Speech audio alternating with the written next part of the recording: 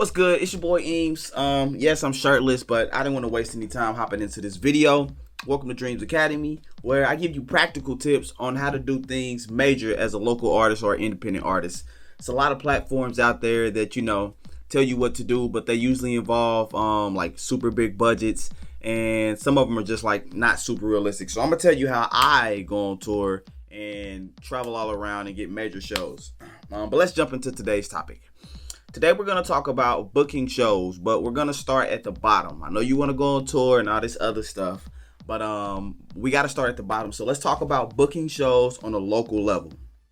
And I'm only going to give you advice that I've discovered through my years. I'm not going to tell you some stuff that I read online or some stuff I don't know about. So the two main ways that I started touring and booking shows, and I don't want to say touring because it starts locally and that leads to touring. So the two main ways I started booking major shows in my city, and I'm talking festivals with hundreds and hundreds of people, and more importantly, getting paid. The first way is what I bet a lot of people are doing, but I would be willing to bet you're doing it wrong. And the number one way is playing open mics. Okay.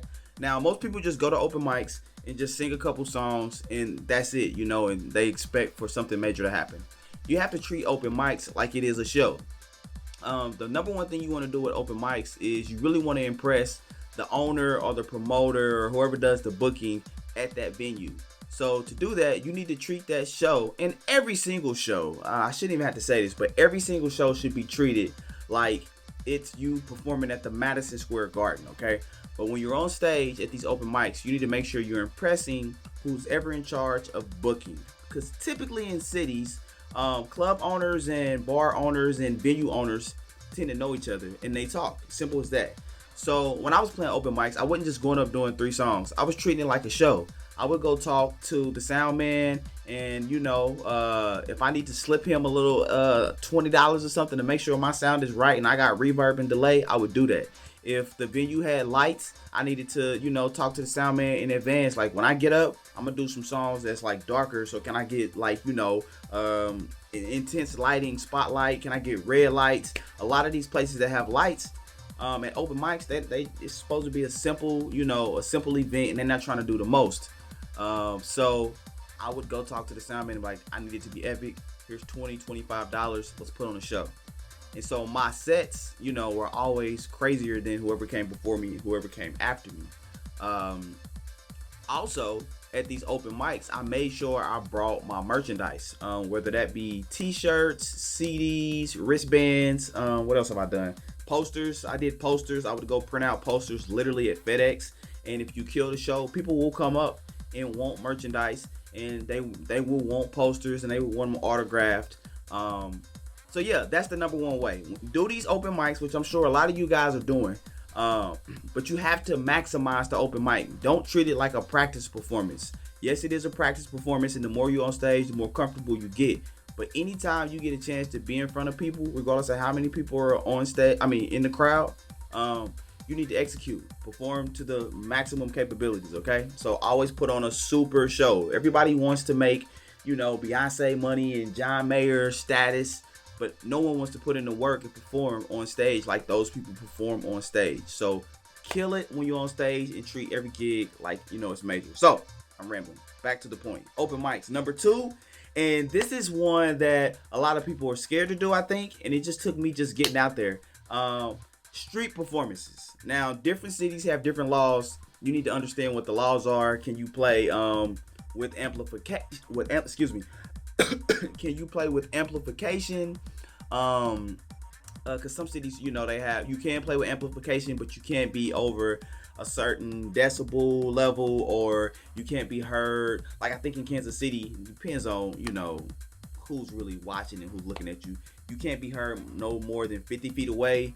But it's kind of like, it's one of those laws like jaywalking where no one's really gonna trip. It just depends. But street performing. If you street perform on the weekends, depending on the city, and you find, a high traffic area, in my city, it happens to be, we call it the Country Club Plaza. So Friday, Saturday, and Sunday, it's like a tourist attraction, a lot of shopping. I would go out and have my little setup, and I would go out and perform for 2 to 3 hours. The cool thing about street performing is you put out your bucket and you get paid to virtually practice and perform in front of, give or take, depending on how high traffic the area is. I don't know, 2,000, 3,000 people might have passed me in those 2 to 3 hours, you know? And a lot of people just get out there and do it for the money. No. I was out there, like I said, maximizing my performance. I had a poster, making sure people knew where to follow me, merchandise, and more importantly, I had a sign that said "Book me." So people would literally put in business cards into my tip jar, and occasionally people would stop and wait until I had like a little break, and they would actually talk to me and be like, "Hey, my waiting's coming up," or "I do this," or "I throw this." Really quick story about something major that happened. There's something called the International Folk Alliance. Look it up if you don't know what it is. I played the Kansas City Folk Alliance, which was a really big show in my city. I mean, huge. Off of a street performance. I met the contact off of a street performance.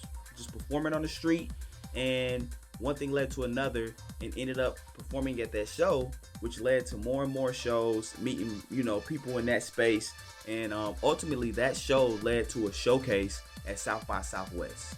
So I ended up performing at South by Southwest on a showcase from a street performance on 47th and Broadway in Kansas City, Missouri.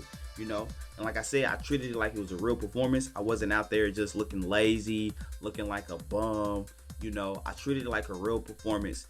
And at one point in time, I had like battery powered lights and everything out there. So I'm not gonna make this video super long. Those are the two ways. Get at these open mics. I was playing open mics at one point from Monday to Friday, knocking them out. Do the street performances. One more tip: depending on where you live at, it may get cold. If it gets cold in the winter months, travel to Florida, travel to LA, and do those street performances. I performed everywhere. Tampa, obviously in LA, Venice Beach. Go out and make it happen. Do these street performances, do these open mics, create your own shows. Treat them like they're your own shows, okay? So that's it for today.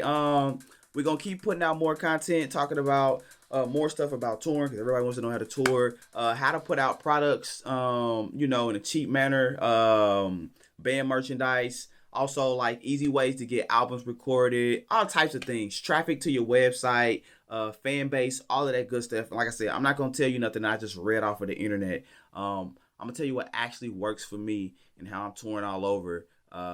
Making, I'm not gonna say how much I make, but making quite a bit of money, getting flown out to different places to do major shows and building real fan bases. So subscribe, like, all of that good stuff. Make sure you subscribe, because I want to make sure you guys don't miss this.